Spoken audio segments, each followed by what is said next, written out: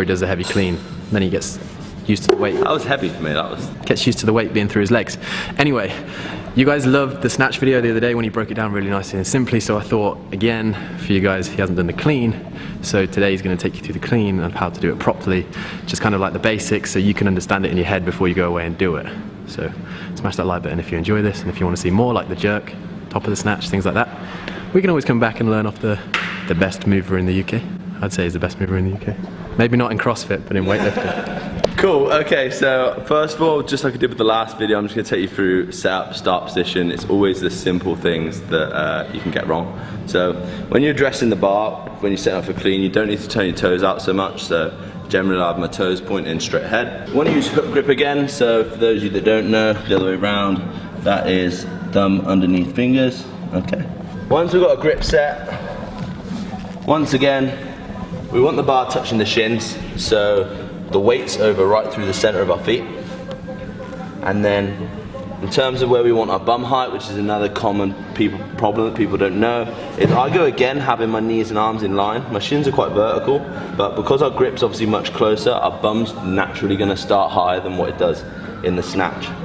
Arms stay nice and relaxed, and my knees sit within my arms, so the weight's obviously still pushing directly down through the middle of our feet. Question, you don't have to push your knees out, do you? No. Weight's pushing right down through the flats of the So you floor. drive up rather than pushing the knees out? Yeah, of course. Not this, because then the weight goes to the outside of the foot. Yeah. You wouldn't jump like that, so you don't lift like that, okay? Once we're set, I always set my shoulders back and down, so I'm engaging my lats and making sure my back's nice and flat. In this position, I really feel like a burning sensation in my legs, because you can see even without my arms there, all the weight's sitting here in the big muscles. So I've set my shoulders back and down, and from here, all I'm thinking about doing, once again, is pushing the floor away, my legs, keeping the bar touching, all the way up till it comes past the knee, and then when I'm still touching past the knee, this is when I'm thinking about striking up, okay? Now because our grip is closer, the point in which the bar's contacting the body is lower. This is sort of brushing the mid-thigh through the middle as opposed to hitting off on the hips. So you want to make sure your arms are hanging and your shoulders are over the bar. And the bar will then brush the mid-thigh as you strike up.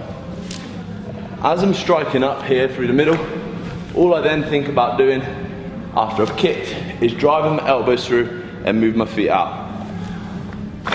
Elbows through, feet out, into the bottom, and from here, leading with the elbows.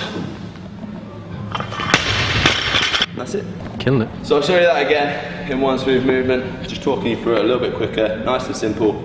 Key things, bar touching, arms relaxed, big chest, pushing the floor away with the legs, contact at mid-thigh, elbows through, stand up. Nice.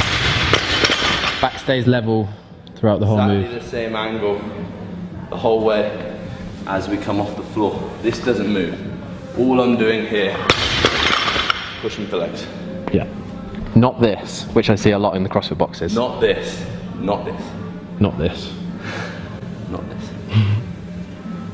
Oh, I can't even do it.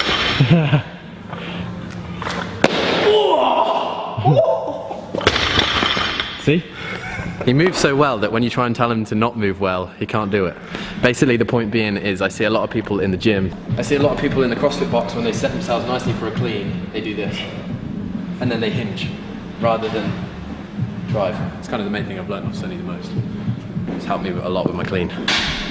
Right, let's clean. I've hit 1 PB today, so might as well try and make it 2. Primed now. Primed. I'm really happy with the 170 front squat, I'm not gonna lie.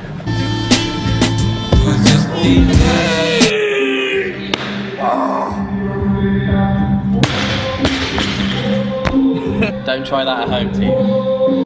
I've just told you guys to not try this at home, and now Sonny's making me try. This is 70 kilos, man. Oh, good at that.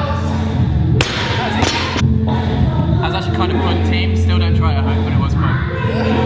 Or if you do try it at home, please start really light.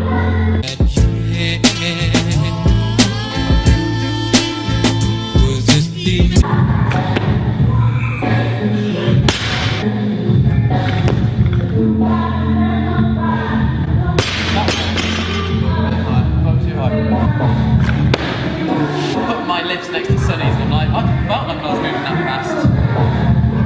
And I really wasn't.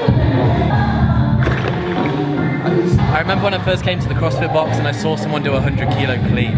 I literally watched him and I was like, how the hell did that guy do that? And I'd like go and try and deadlift it, and like even though I'd come from bodybuilding, so deadlift, like a heavy deadlift was okay, I was like, how does he get this from there? Like, it used to just blow my mind. It's all in the movement. That's what, spending a lot of time with Sonny has really, really helped with that. And now like 100 kilos is, don't rush learning a movement. It takes a hell of a long time. I'm like a year and a half in now to clean and jerking and snatching, and he's still picking me up on every single lift. You're doing this wrong, you're doing this wrong, you're doing this wrong. It's because you have to pick up your flaws to know where you can learn. It's the best way of learning. Understand where you go wrong and then fix it. Even Sonny learns, right? Even you get told by your coach that you're doing stuff wrong. All the time. All the time. 3 times a week. All the time.